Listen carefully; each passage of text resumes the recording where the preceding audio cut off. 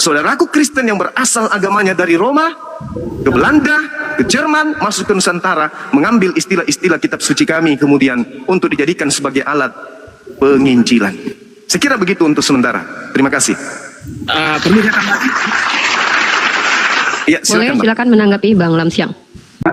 Kalau saya secara pribadi, sampai hari ini saya tidak percaya nama Tuhan saya Allah. Saya tidak percaya. Itu jadi milik gereja Bethel di Jakarta. Dua universitas ini saya belajar, S1 dan S2. Kami belajar itu namanya Islamologi, itu malah mendatangkan pembicara dari kalian. Dosen terbang dari Islam.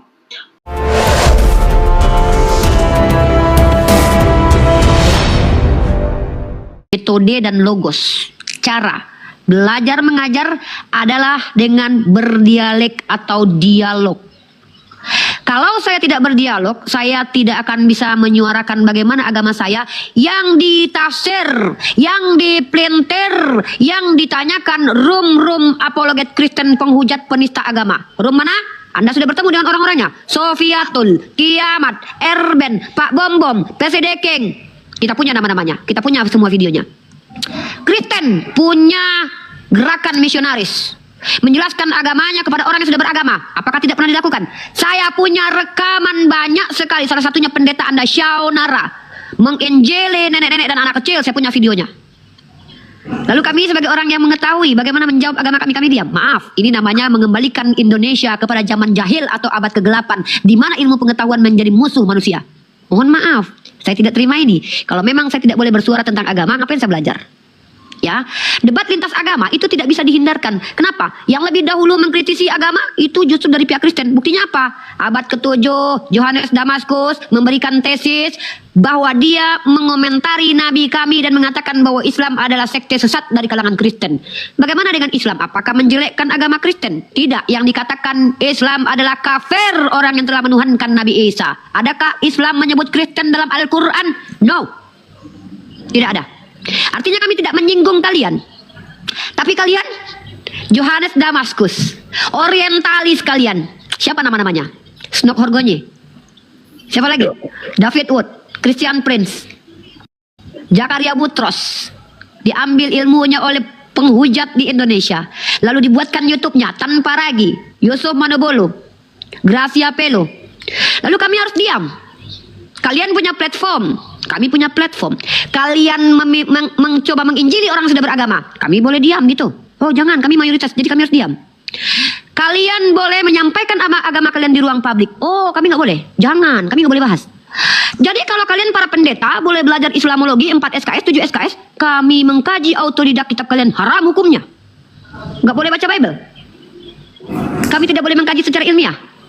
Mohon maaf, bunuh saya untuk menghentikan saya. Jadi kenapa? Sebentar.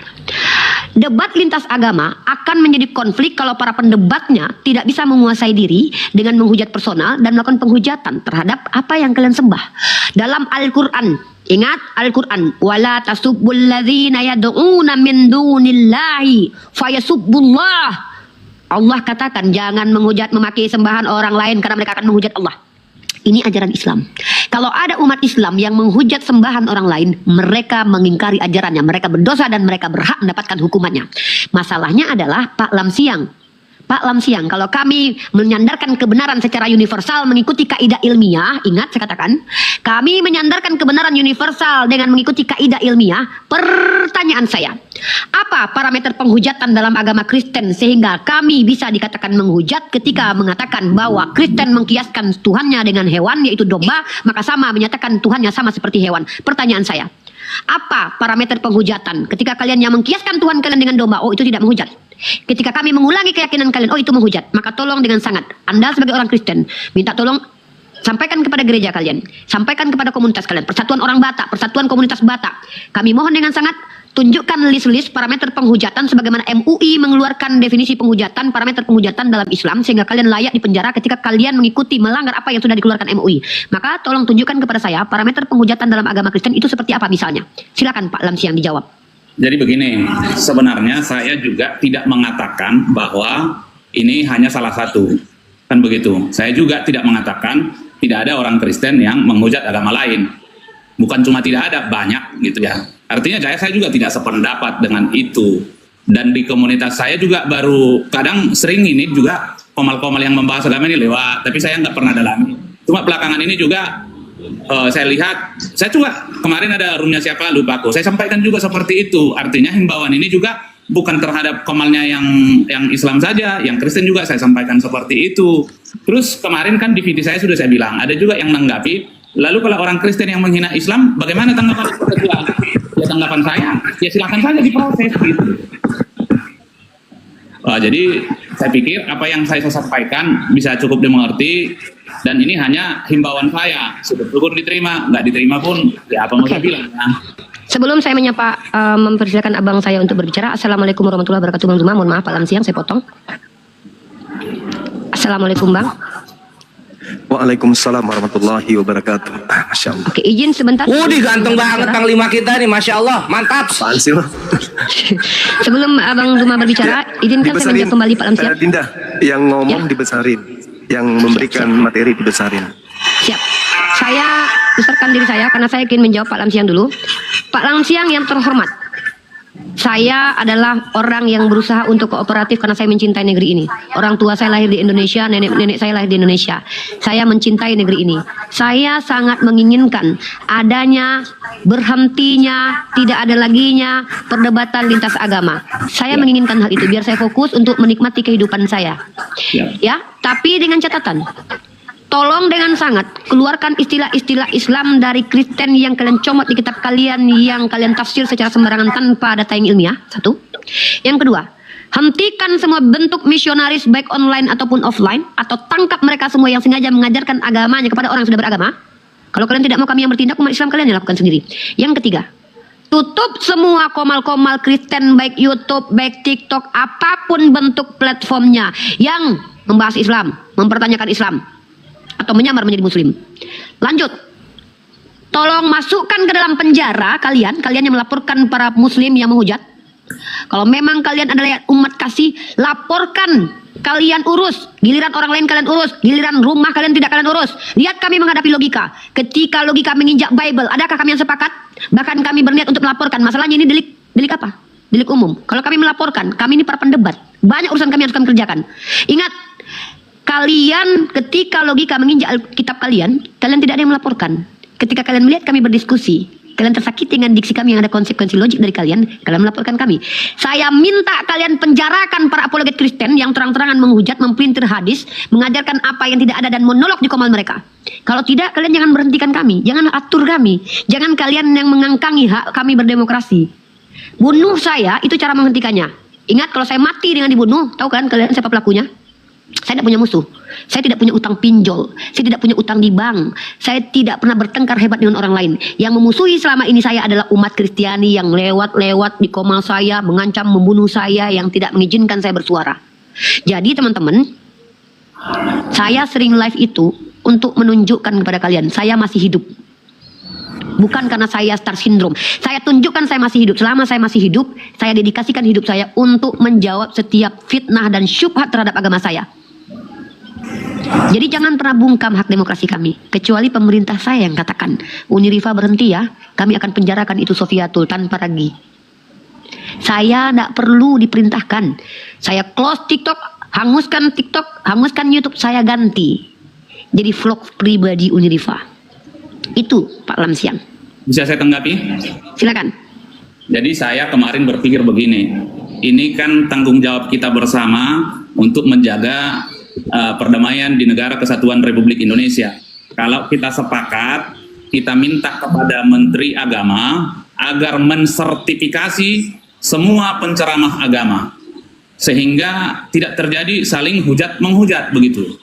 Itu salah satu menurut saya solusi gitu ya. Kepada platform media sosial juga harus juga secara aktif dan juga antisipatif terhadap konten-konten yang negatif, termasuk konten-konten yang menghujat gitu ya. Saya juga terus terang bukan mengatakan tidak ada orang Kristen yang menghina Islam, ada banyak malah. Cuma lebih detail saya juga kurang mendalami gitu ya, karena saya juga sebenarnya tidak mau terseret dengan konflik-konflik seperti itu.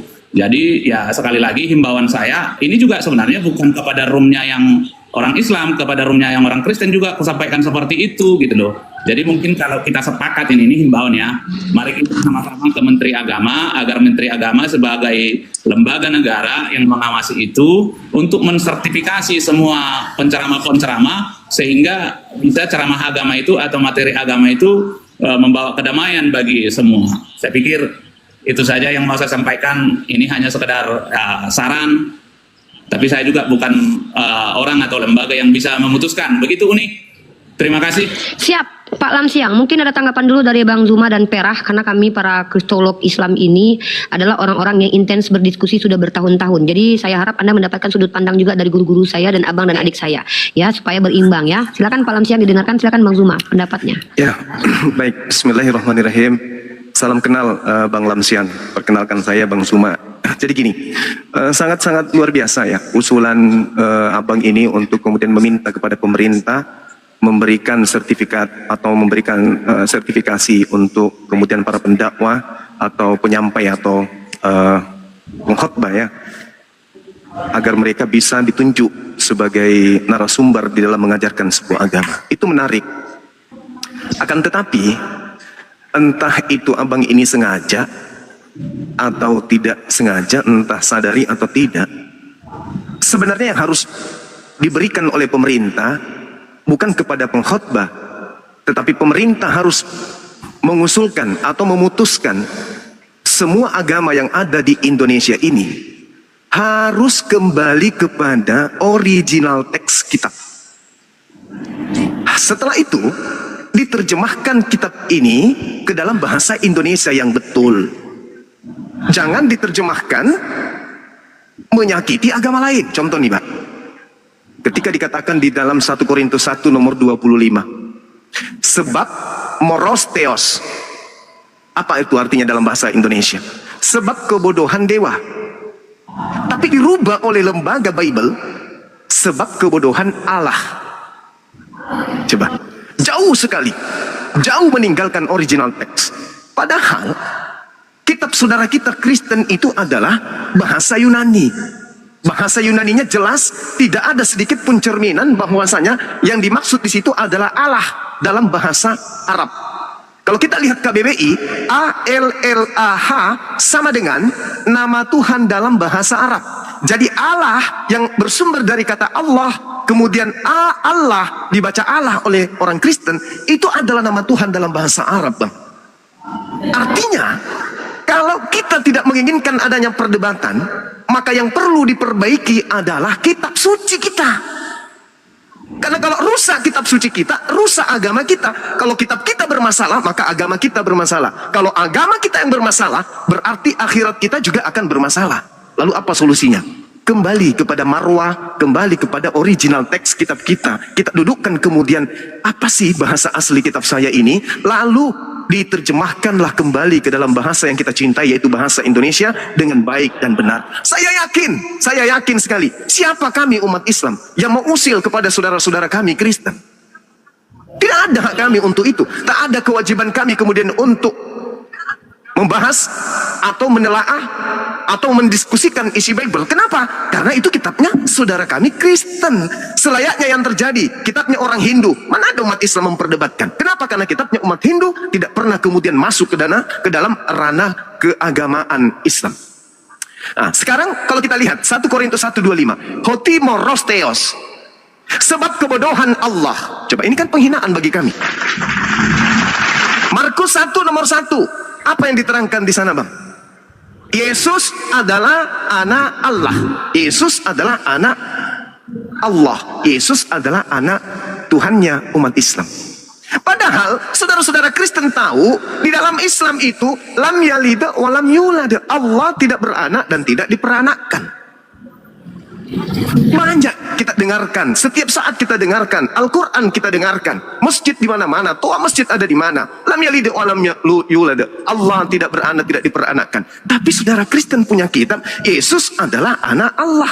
Andai saja Yesus adalah anak Yahweh, Yesus adalah anak Elohim, Yesus adalah anak Theos, Yesus adalah anak dewa, Yesus adalah anak Tuhan, maka tidak ada diskusi yang seperti abangku ini tengok setiap saat.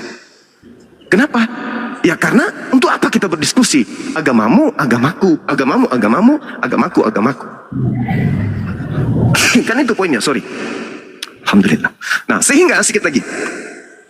Ketika kemudian Kristen datang ke Nusantara kita ini, ke negara kita ini dengan warnanya sendiri dari asalnya, untuk apa kita perdebatkan? Silakan saudara menyembah Tuhannya yang mereka sebut Theos, yang mereka sebut Yahweh, yang mereka sebut Bapa. Silakan.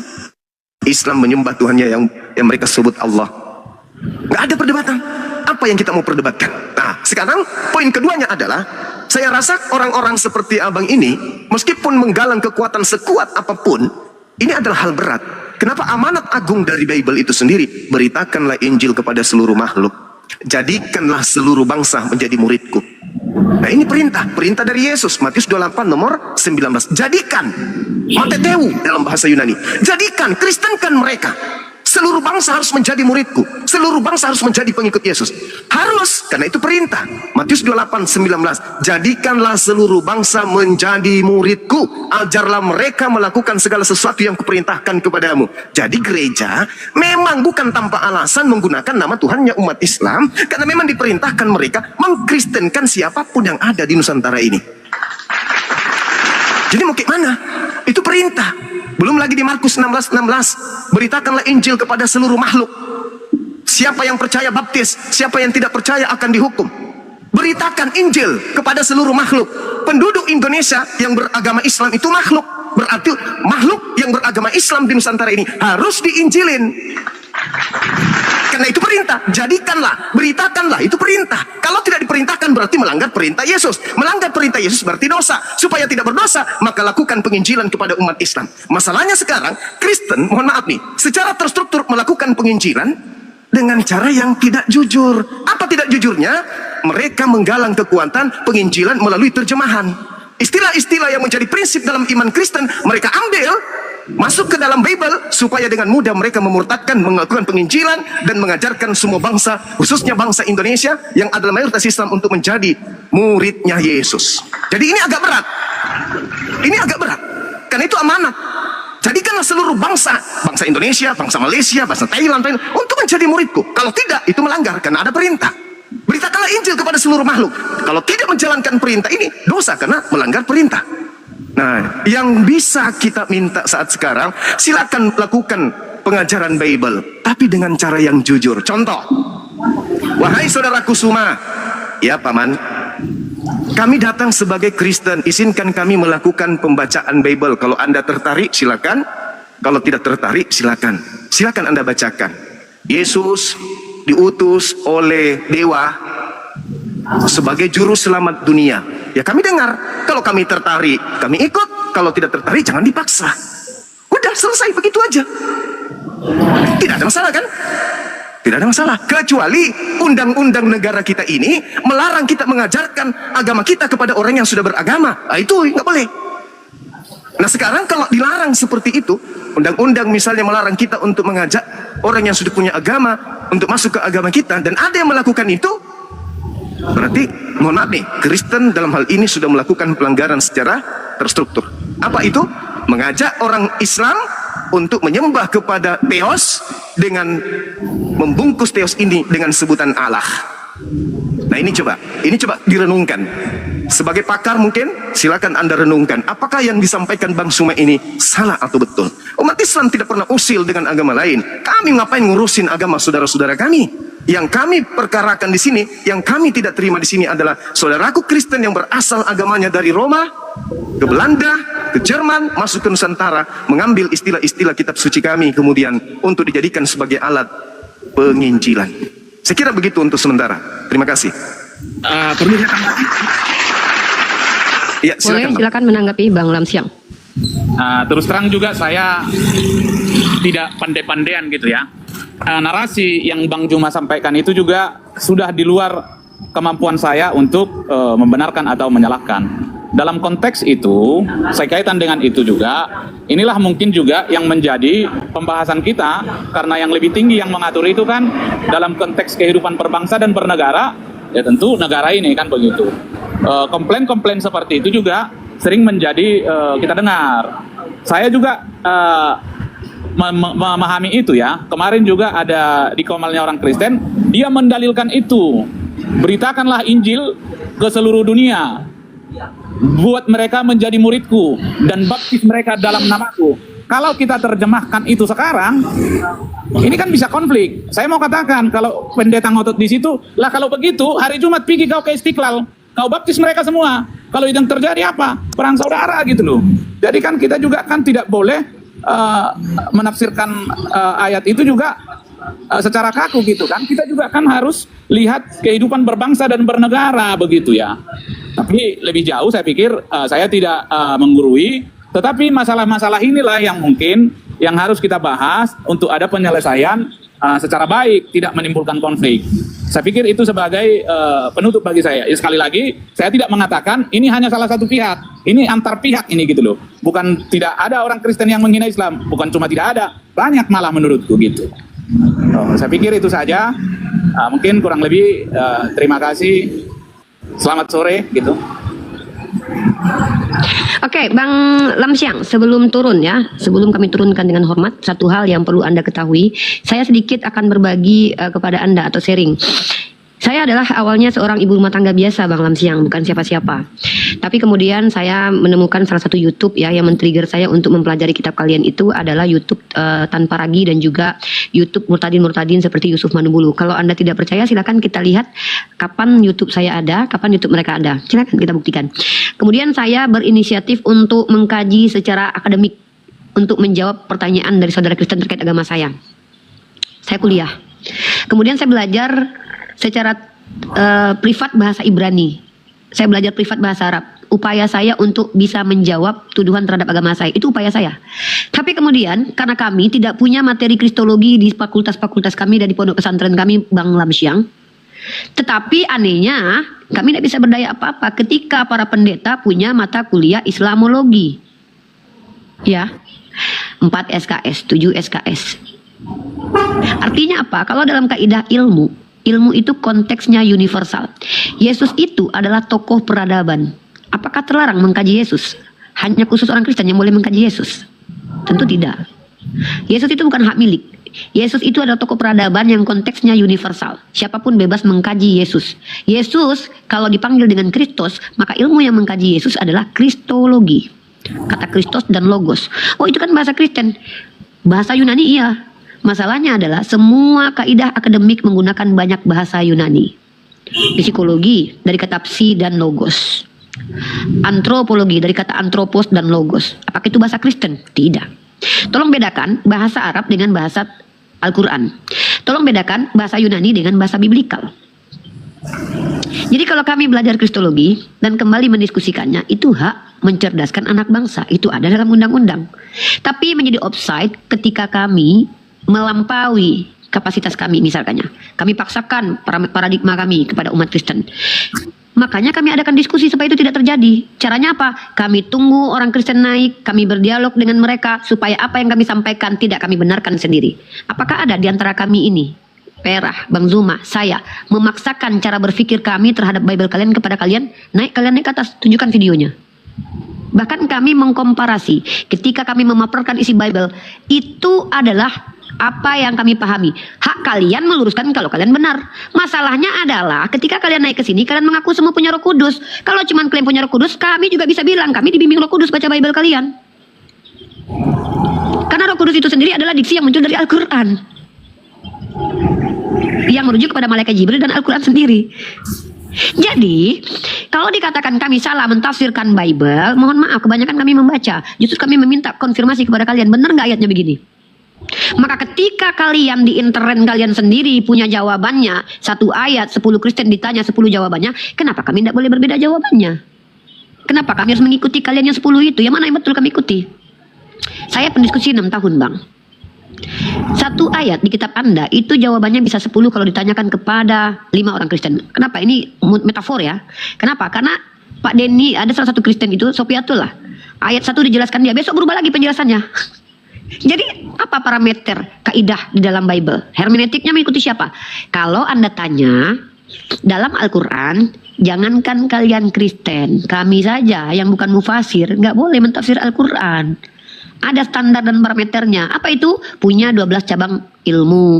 Setidaknya punya ilmu mantik, ilmu akidah, ilmu tajwid, ilmu nahu sorof. Nah, masalahnya apakah Kristen punya parameter itu? Biar kami ikuti.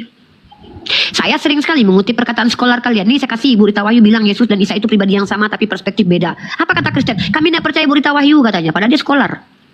Saya sampaikan, Pak Esra Soru bilang Yesus itu ditelanjangi, celana dalamnya diganti-ganti, dibongkar, dibuka. Oh, penghujat Korifah, padahal yang bilang Pak Pendeta Esra Soru. Esra Soru itu adalah ini manusia, kami lebih ke... Kalau kalian merujuk ke kitab kalian dengan metode sola scriptura, kenapa kalian membenarkan yang kalian tafsir lalu menolak tafsiran orang lain? Ini namanya tafsir cabang mandiri, Pak. Makanya saya katakan, kalau memang ada parameter yang kalian rumuskan dari lembaga kalian, misalnya, kami harus ikuti parameter itu. Kami tidak boleh bantah sebagai bentuk penghargaan terhadap kalian. Masalahnya ada tidak parameternya? Mentafsir Bible. Hermeneutik. Hermeneutik Allah siapa? Jadi gitu Pak Lam Siang. Kalau Al-Quran, surah Qul huwallahu ahad. Kami tidak boleh mentafsir, Pak. Bang Zuma ini tidak boleh mentafsir. Bang Zuma ini bolehnya menukilkan jawaban daripada ulama. Beliau bukan mufasir. Si Perah ini nggak boleh menafsir. Barang siapa yang menafsirkan Al-Quran dengan akalnya, finar. Kami punya parameter dalam Islam tuh. Nah, dalam Kristen gimana? Kalau tidak ada parameternya, kalau parameternya Roh Kudus, mohon maaf, saya juga bisa mengaku punya Roh Kudus. Kalau kalian tidak bisa membuktikan kalian punya Roh Kudus, kenapa saya harus buktikan saya punya Roh Kudus? Ini yang kemudian menjadi asbab saudara-saudara Anda Kristen itu menghujat di komal kami. Kenapa? Karena keterbatasan ilmu mereka menjawab, malu di ruang publik, berani-beraninya menjawab tidak menggunakan data, akhirnya karena malu, mundur juga aduh malu, naik juga udah malu, apalagi udah hujat aja lah biar kena mental nih Syirifah, hujat saya, hujat Nabi saya, pancing saya marah, keluar tanduk saya tampar bolak-balik, nangis, lapor polisi, katanya ditampar pipi kiri, kasih kanan, tampar pipi kiri, lapor Kapolda. Jadi tolonglah, biar tidak terjadi penistaan agama, biar kita mengedukasi by ilmiah, karena memang ilmu ini adalah hak universal. Tolong minimal kasih parameter. Gini loh, tafsir dalam Bible tuh harus begini-begini, nggak boleh begini-begini. Oh, baca ayat jangan satu ayat rifa, satu perikop. Saya ikuti, saya baca perikopnya. Tahu-tahu saya lihat di YouTube Pak Pendeta kalau menjelaskan tentang imannya, dia potong juga satu ayat. Nggak, dia baca satu perikop, satu pasal. Giliran kami baca satu pasal. Giliran pendetanya baca satu ayat. Oh, pendeta saya kan lebih mengerti daripada kamu karena punya Roh Kudus. Gini Pak, yang menjadi permasalahan di dalam ranah dialektika ini. Makanya saya selalu, kalau mau diskusi dengan kami umat Islam itu bawa data. Data dulu baru penjelasan.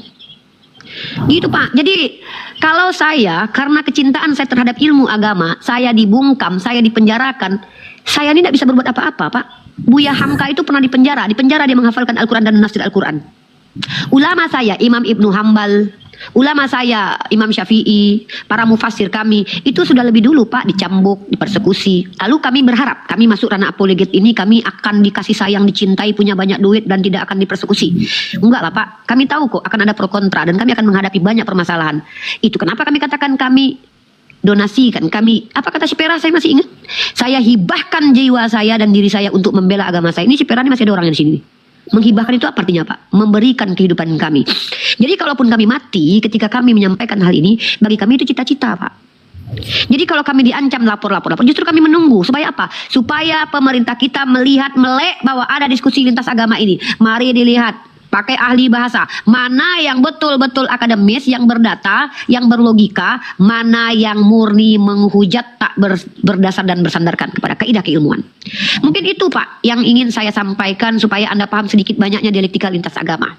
Siap. Sebelum kita sampai ke yang lain, di sini ada umat Kristiani juga yang bergabung, ada Bang Adventis. Kami mengizinkan umat Kristiani bertanya di komal kami, tapi mohon maaf kalau kalian mencoba menjelaskan agama kalian, ya kami juga akan meluruskan ketika kalian baca kitab kalian salah. Masa kami biarkan kalian memperintir kitab kalian di komal kami? Kan nggak mungkin.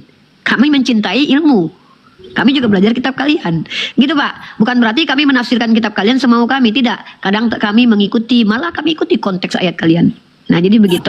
Pak Lam Siang, silakan. Ada yang mau disampaikan lagi sebelum kita masuk ke ranah dialektika? Di sini ada Bang Zuma sebagai narasumber. Tadinya ada Bang Deni, sekarang Bang Adventis juga boleh bertanya di sini. Yang Kristen silakan naik buka cam.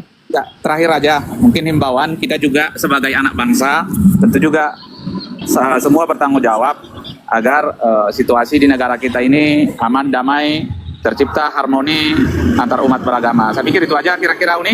Terima kasih kalau Siap. saya undur diri. Nggak apa-apa Bang Lamsiang, tapi Bang Lamsiang kalau memang Anda punya punya power untuk menyuarakan ini, saya adalah orang yang akan bersama Anda untuk menghentikan semua perdebatan lintas agama dengan catatan semua syarat terpenuhi ya. Karena saya tidak mungkin diam ketika kaum Kristen dibiarkan menghujat agama kami, membahas agama kami, mempertanyakan agama kami. Saya tidak akan diam Bang Lamsiang. Ya, insya Allah. Oke, siap Bang Lamsiang. Ya, oke, kita lanjut. Terima kasih Bang Lamsiang. Kita lanjut diskusi kita. Yang Kristen buka camp, yang Muslim yang saya tahu tidak wajib buka camp di sini karena saya tahu, saya bertanggung jawab. Yang non Muslim buka camp. Saya besarkan Bang Adventis. Kita kenalan dulu. Buka camp di sini karena saya tahu, saya bertanggung jawab. Kepas buka camp mute dulu. Buka camp. Saya besarkan Bang Adventis. Saya tahu tidak ada buka camp di sini karena saya tahu, saya bertanggung jawab. Aduh, bisa juga.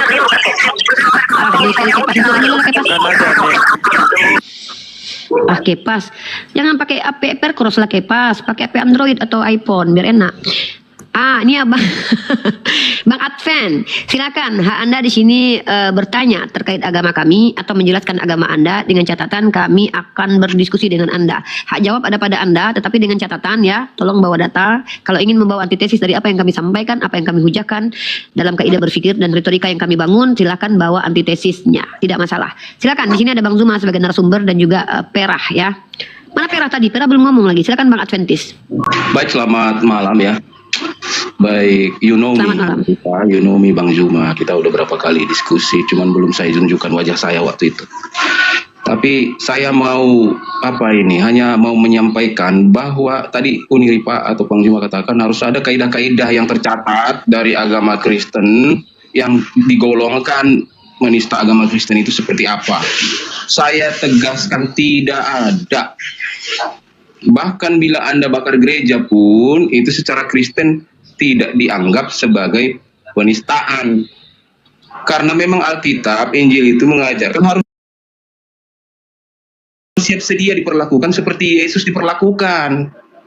Harus siap sedia diperlakukan seperti Yesus diperlakukan. Jadi kalau lapor-lapor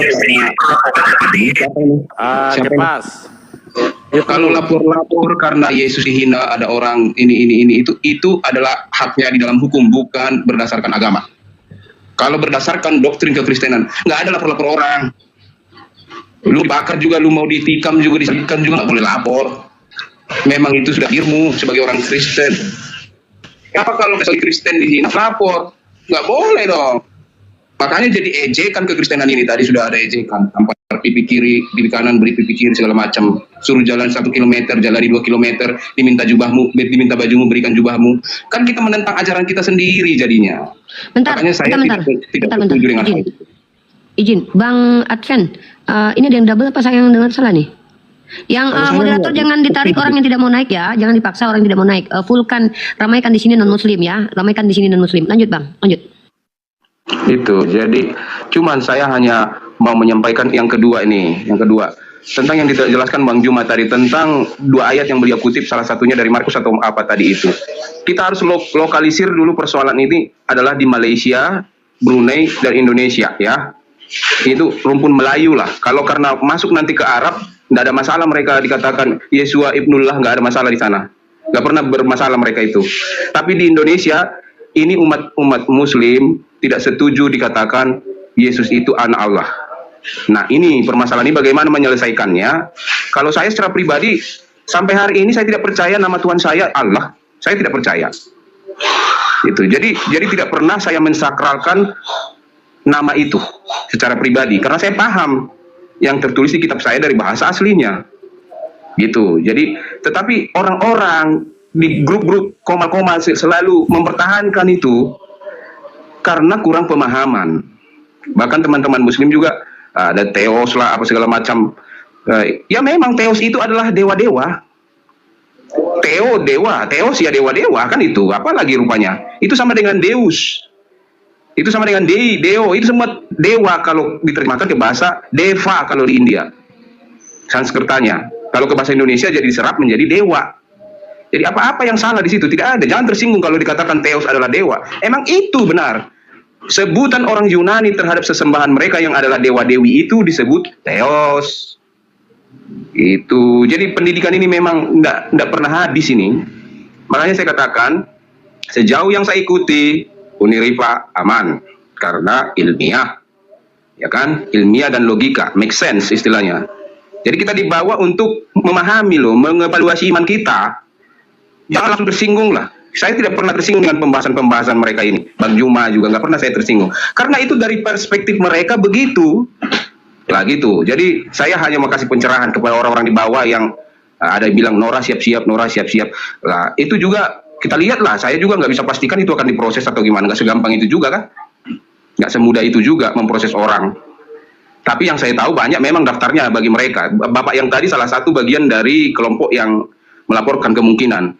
Karena ada tiga huruf di belakangnya, HBB, Horas Bangsa Batak. Itu jadi berarti dari kelompok itu. Mungkin dari tata bahasanya saya lihat beliau itu ahli hukum dan dia tidak mau mencampuri di bidang kitab atau teologi gitu. Jadi kalau saya sebagai orang pelajar teologi, satu lagi yang terakhir Uniripa saya mau klarifikasi, nggak tahu ya di universitas lain atau di STT lain, STFT lain. Kalau saya belajar di 2 STFT, Sekolah Tinggi Filsafat Teologi Surya Nusantara Pematang Siantar itu milik Gereja Advent, lalu Sekolah Tinggi Teologi Bethel the Way milik Gereja Bethel di Jakarta. 2 universitas ini saya belajar S1 dan S2. Kami belajar itu namanya Islamologi, itu malah mendatangkan pembicara dari kalian, dosen terbang dari Islam. Karena tujuan Islamologi yang kami pelajari adalah untuk membina persahabatan dan persaudaraan, menjaga kerukunan. Bukan untuk merontokkan iman kalian. Nggak tahu di STT yang lain apa yang dipelajari. Kalau ada sekarang orang-orang yang atas dasar kristologi membahas hadis, membahas ini, itu bukan kristologi yang kami pelajari.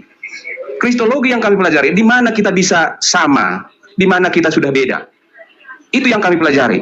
Oke, kita dari Abrahamik sama. Oke, dari segi ini kita sama, tapi di sini nggak boleh lagi dicoel-coel. Udah beda kita di sini. Itu yang kami pelajari. Makanya akidah nggak pernah kami sentuh. Kalau saya yang belajar, betul-betul belajar itu. Soal yang sudah menyangkut akidah kalian, malah saya ingatkan, udah jam sholat, lu sholat lu. Kita nggak bisa ngobrol lagi, kamu jam sholat. Karena itu udah akidah kalian, nggak boleh lagi kami ganggu kalian di situ. Kalau acara di gereja juga, bahkan acara pernikahan dekat gereja masjid, lagi azan, hentikan dulu acara. Jangan kita teriak-teriak mereka lagi azan. Ini perang agama namanya itu. Itu yang kami pelajari, bagaimana saling memperlakukan dengan baik. Itu kristologi yang kami pelajari, Islamologi yang kami pelajari. Bukan bagaimana merangsek masuk, menyusupkan ajaran-ajaran kisah ke masjid, ke musola, kemana. Bukan, nggak ada itu. Kalau di yang lain saya nggak tahu, nggak jamin. Tapi di kami tidak seperti itu. Makanya di gereja Advent ada AMR, itu Departemen AM, Adventist Muslim Relationship. Waktu terbatas ya Pak? Itu. Jadi kita membina persahabatan, bukan saling merontokkan iman. Begitu ya. Jadi itu yang dapat saya jelaskan. Saya sudah sabar tadi mendengar beliau itu bicara. Jadi tadi juga saya bilang saya hanya sebentar. Jadi yang dia bilang itu benar, tetapi ada aksi, ada reaksi. Ini bagaimana menghentikan ini? Hanya pemerintah yang bisa menghentikan ini. Nggak lapor-lapor. Lapor-lapor nggak bakal berhenti ini semua ini. Akan makin kacau. Tapi saya selamat karena teman saya Muslim, semua teman saya kok. Ya, siap. Anda akan ditanggapi sama Bang Zuma, Pak Adventis. Kita dengarkan Bang Zuma dulu, teman-teman. Silakan Bang Zuma, poin-poin yang disampaikan oleh Bang Adventis. Ya, baik. Terima kasih, Bang ya. Jadi, kalau sekarang di era Indonesia merdeka, di era dunia lagi tenang-tenangnya, Kristen itu memang sip dah. Itu karena Indonesia sudah merdeka, kan ya. Tapi secara kitab suci. Contoh misalnya di 2 Yohanes 1 nomor 10 nomor 11. Apabila ada orang yang datang kepadamu dan tidak membawa ajaran ini, ajaran Kristen maksudnya, janganlah kamu menerima di rumahmu. Jangan kamu mengucap salam kepada mereka. Nomor 11-nya. Barang siapa yang melakukan itu, maka dia mengambil bagian dari perbuatan jahat. Barang siapa yang melakukan itu, maka dia disebut pelaku kejahatan. Barang siapa yang menerima orang Islam, maka dia sebagai pelaku kejahatan. Barang siapa yang memberi salam kepada umat Islam, maka dia dituduh sebagai pelaku kejahatan. Matius 13 nomor 50, pelaku kejahatan dilemparkan ke dalam api neraka. Berarti kalau orang Kristen bermanis-manis ria, maka siap-siap aja masuk ke dalam neraka. Itu dalil. Indonesia sudah merdeka, saudara-saudara Advent bermanis-manis ria, ya kan merdeka, takut melaksanakan perintah daripada Bible. Nah, sekarang kalau kita lihat di dalam Lukas, apa kata Yesus? Apabila orang tidak membenci ibunya, bapaknya, saudara-saudaranya laki-laki, saudara perempuan, dia tidak bisa menjadi pengikutku. Itu tidak diperhatikan sekarang. Ya kan sudah merdeka. Jadi Advent bagus, agama Kristen ya bagus, tapi bagus belum tentu benar kan gitu poinnya. Nah, apa buktinya?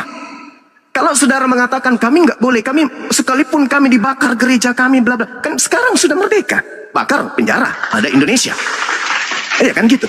Tapi perintahnya jadikanlah semua bangsa. Markus 16, beritakanlah Injil. Jadi yang terjadi sekarang adalah Kristen tidak leluasa kemudian mengajarkan Bible karena negara ini berbentuk republik. Siapa yang melanggar pasti kena hukum. Makanya ya bermanis-manis ria. Contoh misalnya, dalil mana yang digunakan kemudian Belanda dalam menjajah? Ulangan 20, nomor 10, nomor 11, nomor 12, nomor 13. Bunuhlah semua laki-laki yang ada di situ. Tawarkan kemudian perdamaian. Kalau mereka mau berdamai, jadikan mereka semua pekerja rodi, jadikan semua mereka budak. Tapi kalau mereka melakukan perlawanan tidak mau berdamai, bunuhlah semua laki-laki. Itu yang dipakai. Indonesia merdeka, disimpan dalil itu. Yang dipakai sekarang, kasihilah, kasihilah, kasih. Itu yang dipakai untuk sementara ini. Tapi kalau Anda belajar Bible, ajaran kasih itu ajaran orang Yahudi, bukan ajaran orang Kristen. Contoh, di dalam Matius 22, nomor 34 sampai seterusnya. Di dalam hukum Taurat inilah kemudian tersimpul hukum terutama dan hukum yang kedua. Kasihi Tuhanmu, kasihi sesamamu manusia. Di dalam hukum Taurat itu tersimpan. Bukan di dalam kitabnya, bukan di dalam kaidah-kaidah pengajaran kekristenan. Bukan. Coba Anda baca tuh. Di mana hukum kasih itu tersimpan? Di dalam Taurat. Lalu Taurat di dalam Efesus 2 nomor 15 semuanya sudah dibatalkan. Berarti perintah kasih sudah dibatalkan. Kenapa orang Kristen berkasih-kasih kelihatan agak santun? Ya karena hidup di mayoritas Islam. Kesimpulan saya untuk sementara seperti itu karena saya baca Bible. Dan keadaan sebelum Indonesia merdeka kan porak-poranda Nusantara ini. Siapa pelakunya? Apa nama Tuhannya? Apa nama kitabnya? Apa nama tempat ibadahnya? Kan kita tahu, kita dengar, kita bukan orang tidak belajar. Kita masih ditorehkan buku sejarah. Dan itu sejarah kehidupan Nusantara, anak Nusantara itu ada. Yang kedua, kalau saudara saya ini, saudara Advent ini, merasa bahwasanya kalau ada kegiatan-kegiatan gereja, kemudian orang azan hentikan, bla bla. Bukan begitu poinnya, saudaraku. Ibarat kata, pelarangan minum minuman keras. Kita datang kepada orang-orang kemudian untuk membongkar kios-kios mereka, memukul orang yang mabuk. Bukan kayak gitu. Bukan toko-toko penjual mirasnya yang kita hancurkan, bukan. Tetapi hatinya orang-orang yang kita matikan. Meskipun banyak toko miras, kalau mereka sudah menyadari tidak minum miras, mereka tidak akan menyentuh itu. Maksudnya apa? Bible Anda yang harus dikembalikan kepada nilai-nilai luhur dari Yunani. Itu.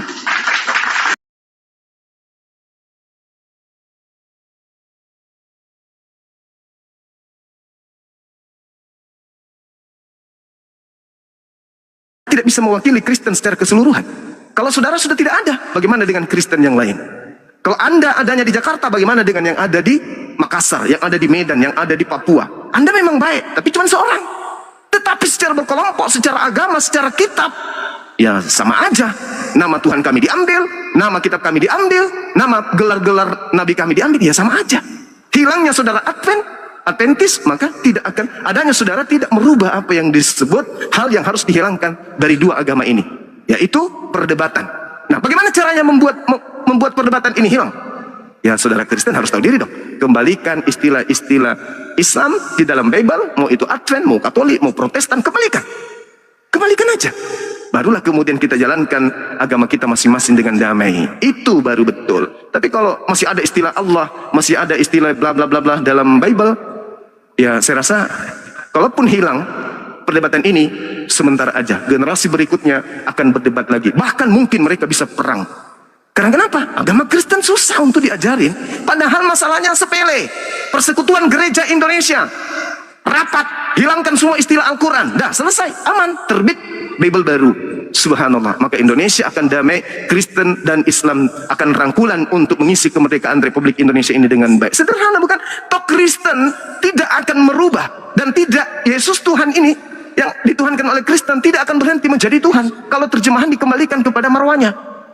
Kristen tidak akan menjadi agama kasar, agama bengis kalau dikembalikan kepada marwahnya. Kristen tidak akan menjadi rendah kalau dikembalikan kepada marwahnya. Tidak akan. Orang-orang Kristen yang ganteng, cantik tidak akan menjadi buruk rupa ketika kitabnya dikembalikan kepada marwahnya. Tidak. Tidak, justru akan memberikan harga nilai yang sangat luar biasa ketika Kristen tampil dengan kekristenannya. Kita menghargai, kita hormat dengan itu. Maka solusinya apa? Cuma satu. Kembalikan istilah-istilah Al-Quran, maka Indonesia akan jaya. Kristen, Islam, rangkulan, berpelukan untuk bahu-membahu mengisi kemerdekaan agar mensejahterakan Indonesia ke depannya. Saya kira begitu solusi dari saya. Mohon izin untuk sementara, karena di sini sudah mau ibadah. Assalamualaikum warahmatullahi wabarakatuh. Siap. Waalaikumsalam warahmatullahi wabarakatuh. Boleh Bang Adven, silakan. Setelah itu saya akan sapa Guru Zending. Tapi sebelumnya izin saya sapa dulu tamu yang ada di sini. Panggil aja Bang Zuma karena beliau istirahat, maka kita akan isi dengan yang lain. Panggil aja Muslim atau non Muslim, silakan buka cam. Oke, izin saya panggil aja Muslim atau non Muslim. Guru Zending di mute dulu ya. Panggil aja Muslim atau non Muslim. Oke, dibuka camnya brother. Untuk meminimalisir penghujatan kita buka cam biar kita fair di sini diskusi. Karena kalau Anda menghujat nanti saya tidak tahu laporkan mukanya kayak mana. Apalagi namanya nggak asli ya. Silakan buka cam. Oke, terima kasih. Oke, standby. Saya izinkan Bang Adventis menanggapi lagi karena saya juga akan menanggapi setelah itu berdasarkan fakta historis, karena yang namanya historis itu repeat itself, akan terulang kata orang-orang kampung saya ya. Maka saya akan membawa wawasan dari sejarah nanti. Kalau salah saya bahasa Inggrisnya diluruskan aja lah. Udah lama nggak pulang kampung. Ya, Bang Adven, silakan. Ada tiga ya. Yang pertama, betul yang Bang Yuma katakan, saya tidak bisa mewakili satu kelompok orang. Saya tidak bisa mewakili bahkan gereja saya sendiri, apalagi umat Kristen di Indonesia yang begitu beraneka ragam. Sesama mereka aja berantem di Komal, baik tentang konsep ketuhanan dan yang lain-lain. Nah, jadi tidak ada yang bisa mewakili satu dengan yang lain. Ya, itu nomor dua. Tentang kembalikan marwah kitab atau istilah-istilah kitab kepada yang aslinya saja. Jangan mengutip atau jangan meminjam atau mencuri dari kitab Muslim. Ini sangat saya setuju 100%. Saya sangat setuju. Justru saya sangat lebih suka membaca kitab kami di dalam bahasa Batak karena di situ tidak ada kata Allah, yang ada debata. Itu sama dengan dewata. Ya, debata di sana. Lalu kalau Tuhan masih ada di sana karena Tuhan memang bukan bahasa Quran. Lalu nabi di sana panurirang, bukan nabi. Rasul di sana tidak ada, yang ada adalah apostel. Ya, tidak ada iman di sana, yang ada haposeaun. Jadi ini kenapa ke bahasa Indonesia tidak bisa? Asal juga nggak tahu kenapa asal usulnya ini. Tetapi ternyata di berbagai bahasa daerah bisa tanpa menggunakan istilah-istilah Islami. Bisa, kalau lai mau bisa. Jadi kalau menyuarakan ini, saya dukung Anda semua. Saya mendukung, dan teman-teman Kristen nggak usah ngotot tentang ini. Memang salah ya salah aja. Alkitab itu sudah jelas. Itu istilah orang Islam. Alkitab artinya bisa itu sang kitab, bisa seluruh kitab, macam-macam pengertiannya itu nanti. Jadi ya makanya kitab suci katakan ya, kitab lain sudah meminjam dari Muslim kitab. Jadi itu saya setuju. Cuman begini, saya mau bertanya ini kepada Bang Daman atau Muniripa. Kalau Bang Juma mungkin sedang sholat. Ini, apakah huruf A-L-L-A-H bisa dianggap sama dengan alim Allah dalam tulisan bahasa Arab itu? Itu bahasa Arab di Latin kan sebenarnya. Ini dalam makna ya, makna sesungguhnya alif lam lam ha, apakah itu sama dengan A-L-L-A-H? Itu tulisan Latin dari bahasa Arab sebenarnya Pak. Misalkannya ada bahasa Arabnya adalah zambun misalnya. Itu dituliskan dalam bentuk bahasa Indonesia dalam bahasa huruf Latin. Sebenarnya kan lafaznya sama saja. Kalau dia Allah, maka L-nya cuma satu, Pak. Kalau kenapa harus double L-nya? Karena ada lantunan di situ kan. Kalau di kami itu ada tasydidnya, ditafkim kaidah bacanya, ditebalkan. Jadi itu hanya ditranslate ke hurufnya, jadi translate dari bahasa Arab dijadikan bahasa huruf Latin gitu. Sebenarnya kalau kita bicara kaidahnya kan memang tidak ada A-L-L-A-H di dalam kitab kalian sebenarnya. Begitu. Dan kaidah menyebut Allah itu pun kami juga tidak paham. Kristen dapat dari mana begitu. Seolah-olah ini mohon maaf ya. Nama saya Rifa. Tiba-tiba diambil nama saya Rifa. Rip kan enggak boleh begitu gitu kan. Padahal A-L-L-A-H-nya ada L-nya ada dua. Tiba-tiba dijadikan satu Allah. Nah, jadi begitu Pak. Itu menurut kaidah bahasa ya. Ini sebelum saya turun. Kenapa saya tanya itu? Karena saya bandingkan dengan orang Yahudi selalu tidak setuju dengan YHWH. Karena menurut mereka nama Tuhan yang mereka sembah itu tidak bisa diterjemahkan dari huruf Ibrani ke huruf manapun. Yod itu kan enggak. Yod itu kan juga dilatinkan Pak. Dari kata Yod, He, Vav, He. Kalau dijadikan YHWH jadinya Pak. Sama aja. Ya itu. Sama aja dengan A-L-L-A. Ya, terima kasih buat Bapak Adventis ya. Semoga sehat selalu. Yang penting ya. Siap. Oke.